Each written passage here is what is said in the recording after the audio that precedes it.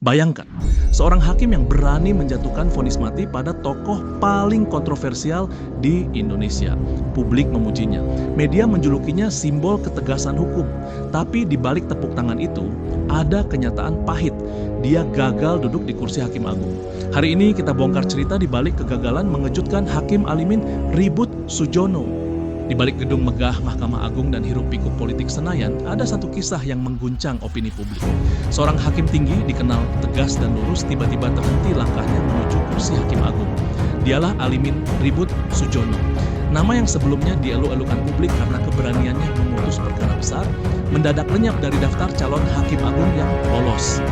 Hari ini kita membedah kisah di balik kegagalan itu, fakta demi fakta, jejak demi jejak dalam sebuah investigasi mendalam. Untuk memahami kisah ini, kita perlu kembali ke awal perjalanan Alimin. Alimin Ribut Sujono lahir pada 29 November 1967.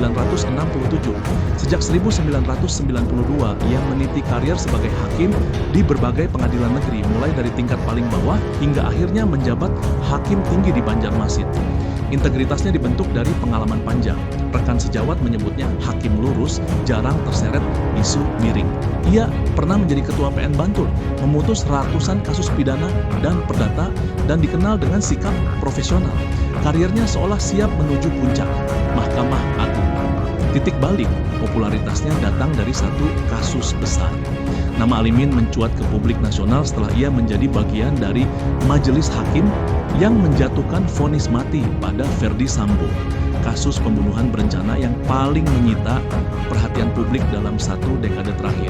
Keberanian ini membuat publik percaya inilah hakim yang tegas, bukan hakim yang mudah ditekan.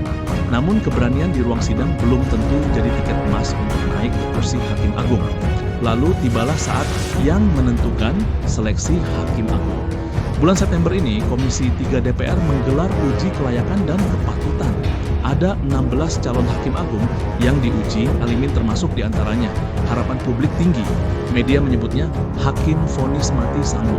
Dalam fit and proper test itu, Alimin menjawab berbagai pertanyaan mulai dari penerapan KUHP baru, hukuman mati, hingga konsep pengadilan in absentia. Ia tampil lugas, penuh data, bahkan mengutip norma-norma hukum terbaru. Bagi banyak orang, inilah performa calon Hakim Agung yang ideal. Tetapi satu pandangan penting jadi titik krusial merubah nasibnya. Alimin pernah menjelaskan bahwa pidana mati dalam KUHP baru bukan lagi hukuman absolut, melainkan pidana dengan masa percobaan yang bisa diubah menjadi seumur hidup. Bagi Alimin ini bukti bahwa hukum Indonesia mulai membuka ruang rehabilitasi.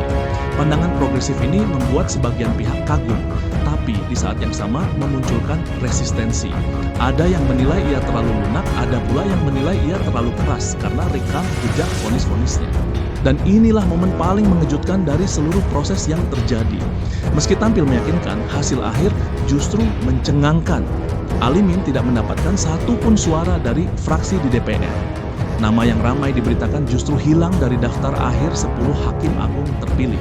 Bagi publik ini bukan sekadar angka nol, ini sinyal bahwa integritas saja tidak cukup di hadapan tarik-menarik kepentingan politik.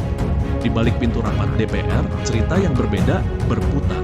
Proses seleksi calon Hakim Agung bukan hanya soal hukum, ini juga arena politik. Fraksi-fraksi DPR punya kalkulasi sendiri, mulai dari kesesuaian pandangan hukum hingga jaringan lobi. Dalam sistem seperti ini, calon yang terlalu independen atau terlalu sulit diprediksi seringkali dianggap berisiko.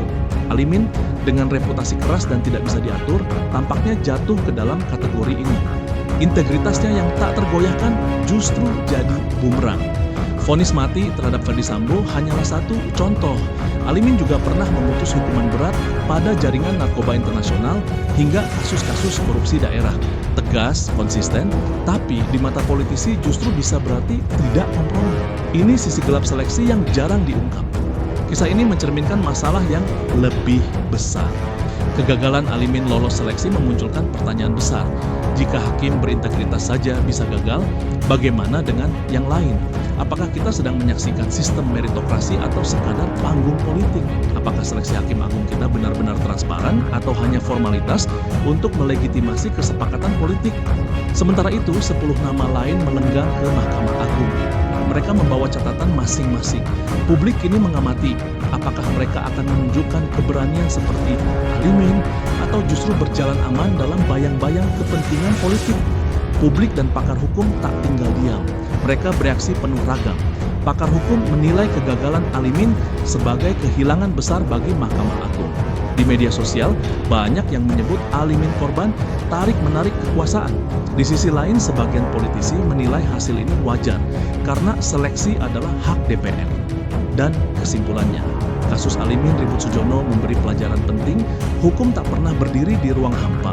Integritas, prestasi, dan ketegasan belum tentu cukup di hadapan kepentingan politik.